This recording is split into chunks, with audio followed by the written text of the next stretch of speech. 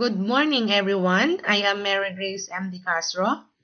Today, I will present to you our research that is on the moderating effects of the National Reading Program on the self-efficacy and academic performance of key Stage 1 learners in the province of Quezon, Philippines.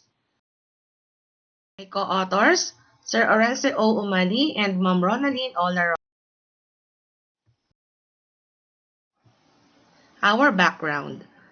For young learners to succeed academically, especially throughout the foundational years of schooling, early literacy development is essential. Children between the ages of 5 and 7 years are the key stage 1, which is a crucial time in determining their literacy abilities and general academic path. National educational initiatives like the National Reading Program have become vital instruments in this regard for promoting literacy. These programs seek to give students the tools they need to become more fluent, critical thinkers, and readers, all of which will enhance their academic achievement in a variety of areas. Our framework, academic achievements are significantly shaped by a learner's self-efficacy or beliefs in one's ability to succeed in particular tasks. In addition to the abilities acquired from formal reading programs, motivation, perseverance, and fortitude in the face of adversity are all influenced by self-efficacy. Examining how the NRP affects young learners' academic performance and self-efficacy is crucial, especially in light of the growing emphasis on literacy in early education. Fewer research have examined the psychological elements, self-efficacy, that may mediate or mitigate this link, despite the fact that several have examined direct effects of reading interventions on academic achievement. The foundation of lifelong learning, individual development, and society advancement is the ability to read. Understanding how important literacy is in forming people and communities. The National Reading Program seeks to improve students' reading skills and foster a reading culture across the country. Our framework. Reading comprehension is widely recognized as an important educational indicator that influences an individual's overall development. It is both a mental exercise and a gateway to a better understanding of our surroundings. As Francis Bacon famously stated, reading make a fool a man, emphasizing the importance of reading in knowledge, acquisition, and the development of cooperative and language skills. In Philippine basic education, it also included the part of the difficulty is that the strategies were developed assuming that we actually know what good readers do and that reading comprehension can be divided into various parts, each requiring a specific strategy. Our objectives of the study: enhance reading skills across all age groups with a focus on early childhood, primary and secondary education. Ensure that all children reach a minimum literacy standard by a certain age. And address literacy gaps among disadvantaged populations, including marginalized communities. Our methods we use: a descriptive colorational survey method of research, involving the description, recording, analysis, and interpretation of recent phenomena in their nature and composition. The respondents of the study consisted of 385 key Stage 1 learners from public elementary schools in the division of Quezon during the school year 2024 to 2025.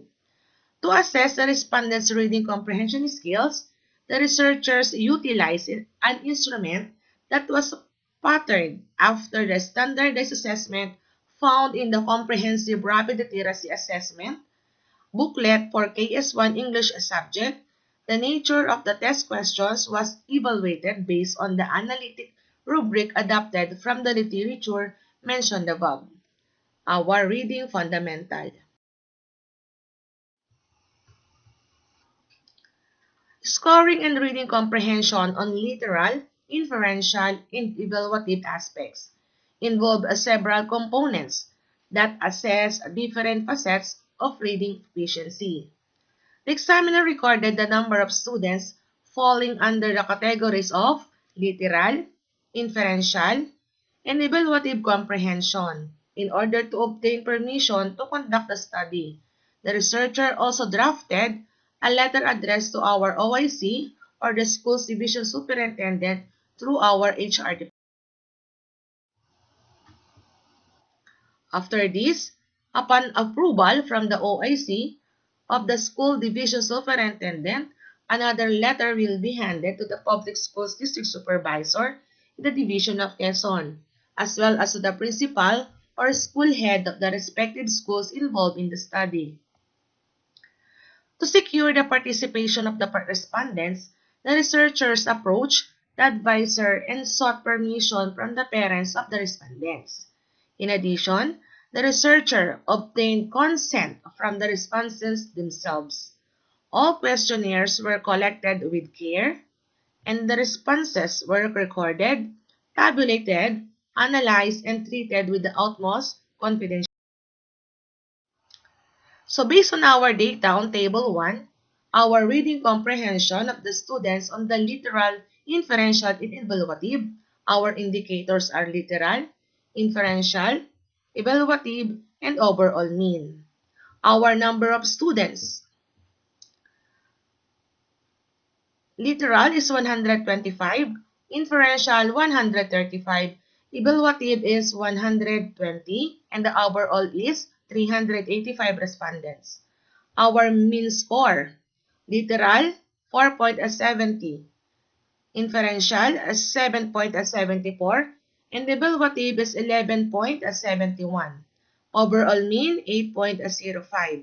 And our percentage, literal for 47.48%, inferential 38.12%, evaluative 14.38%, and our overall mean is 100%.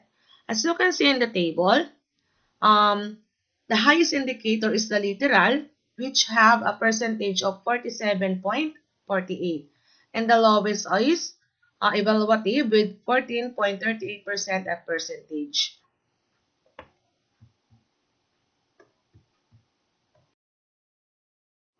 For our table 2, students' academic performances in mathematics, English, and science. So our core subjects are mathematics, English, and our science. It is based on our first quarter and second quarter.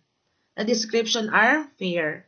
So based on mathematics, first quarter, 80.20, while second quarter is 80.90. So it is increasing.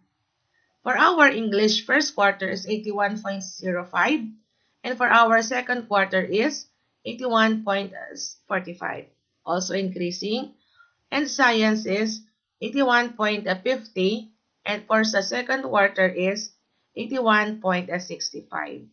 So the highest in the first quarter is science, and also the second quarter is also science, which has the description of a fair.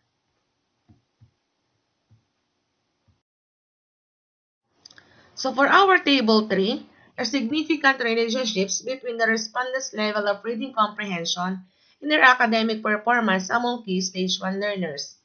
Our indicators are literal, inferential, and evaluative. So we use the p-value academic performance from science, English, and mathematics, the coefficient, and our remarks. So for literal and our reading comprehension is 0.492, and it remarks as significant. Inferential 0.496, and it's also significant remarks. Evaluative 0.585, and the remarks is also significant.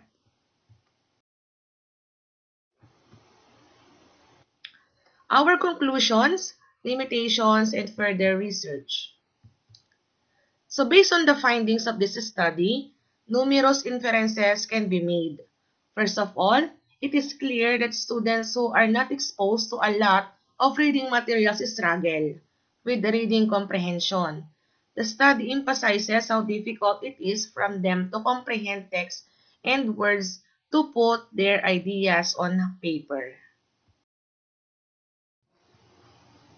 Additionally, the study indicates that students' attitudes toward reading and writing may suffer if they don't have easy access to reading materials at home.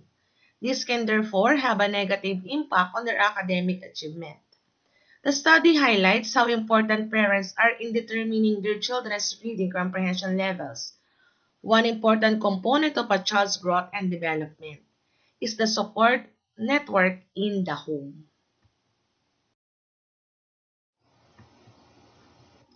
Notably, parents who actively support their kids' reading abilities help them develop a positive attitude toward reading, which boosts academic achievement. These results highlight how crucial parental support and involvement are to improving students' reading comprehension skills and general academic achievement. Furthermore, a number of recommendations are put forth in light of the findings of this investigation. First and foremost, school administrators ought to work with superintendents of school divisions to create a thorough reading program that is especially tailored to addressing the challenges that students encountered with reading comprehension. English teachers should be assigned to teach remedial classes and offer extra assistance to struggling readers as part of this program.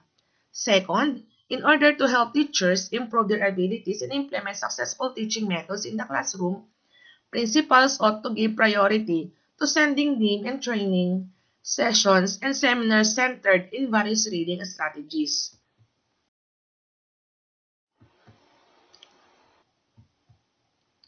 Additionally, educators should actively look for various ways to help students enjoy reading and in pinpoint their individual learning requirements.